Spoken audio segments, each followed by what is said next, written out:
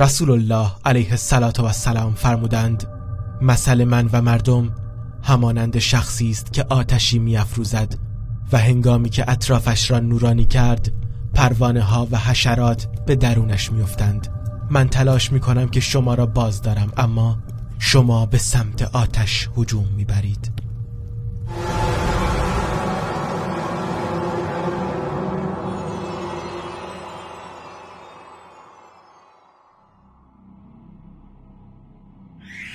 جذب شدن مگس به سمت تله نمونه خوبی برای انسانه.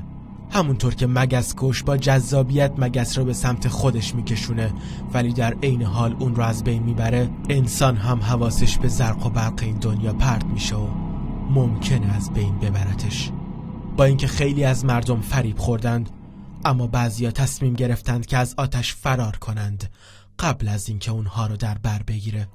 My name's Eamon, I'm 26 and a couple of years ago I was a club promoter, dancer, you know, big on social media and just everything that wasn't right in life. I was blinded by shaitan, like the glitz, the glamour. I'd think to myself, being what I was, used to be a dancer, jumping in the middle of a circle and having all eyes on you and making people clap and cheer. I thought that was glamour. I thought that was, wow, what a rush. My name's Noor. They used to know me as Noah. Eamon's my best friend. Been mates with him since high school. We used to go out together, do everything together, you know, the promotions, the festivals, the whole lot, you know. At the time when you're there, you're enjoying it. The way the environment is, girls coming at you, the lights, the music, your heart pounding and, you know, the goosebumps and, you know, the really good feeling that everyone wants to search for.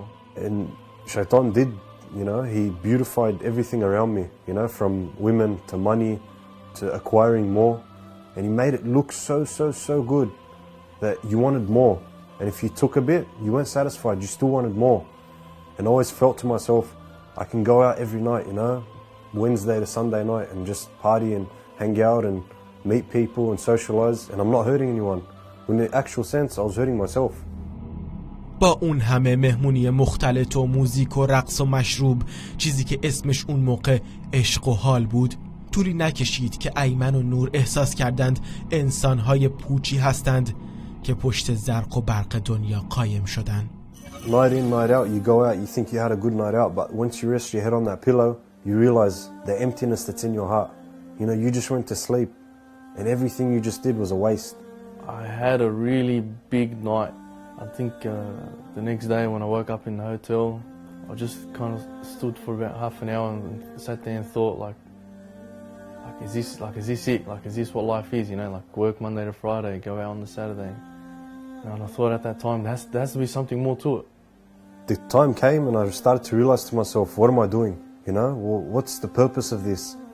Why am I in this scene anyway to begin with? And when I started to realize to myself, I actually sat down, I still remember this day.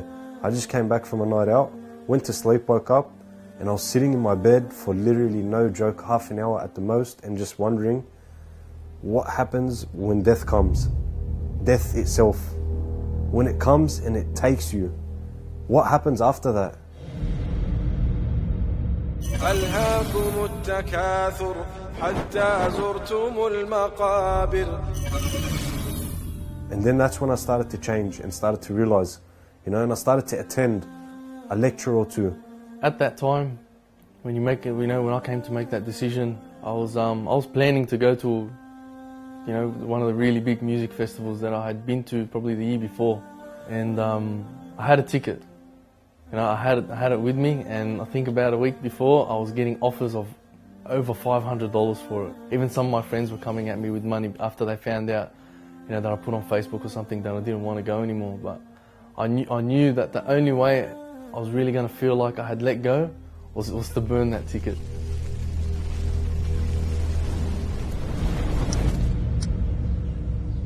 So I burnt it. And one day after work, just went into the car park, threw it on the ground, and, you know, got a lighter off someone and torched it. It was probably the best feeling of my life, one of the best feelings I've ever had till today. نور و ایمن هر دوشون بعد از اینکه تصمیم به تغییر گرفتن متوجه شدن که باید برای این راه بجنگند.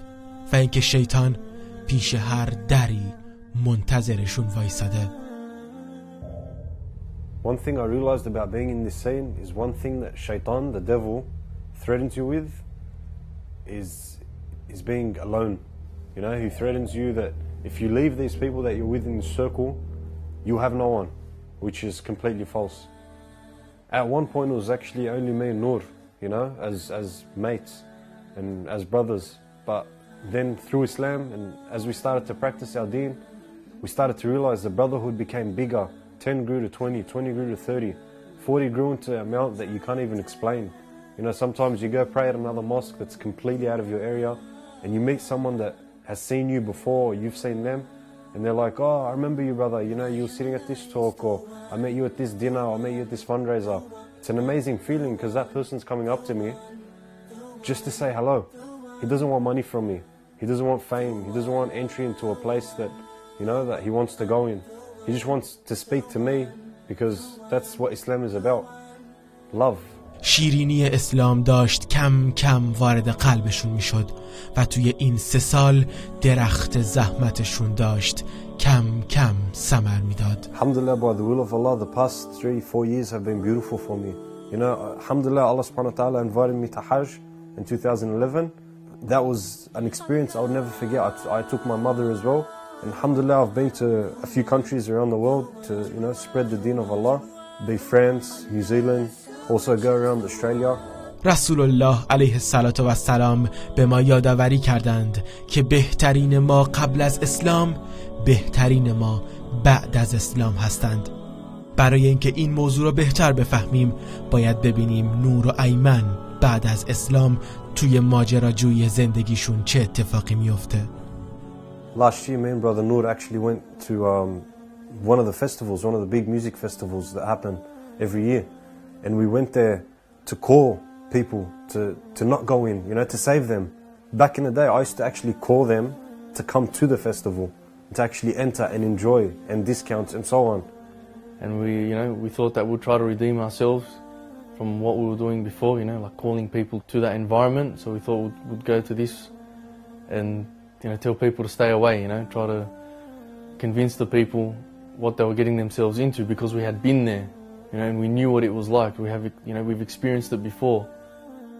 ایمن و نور اولین کسایی نیستند که همچین تغییری کردند و مطمئناً آخرین اونها هم نبودند، ولی با همه اینها خیلی از مسلمون ها هستند که دارن وارد همین تله ها میشند و فریب نور زرق و برق دنیا رو میخورن. It burns the heart to know that my Muslim brother, sometimes Muslim sisters out there, they're still in this, and it burns me to know that I can't do nothing about it except ask Allah to guide them. Because if we die in this state, a state of ignorance, a state of not caring, what would our ending be? So it's a strong urge from myself, turn to Allah before it's too late. Just run away from the fire because it's not worth it.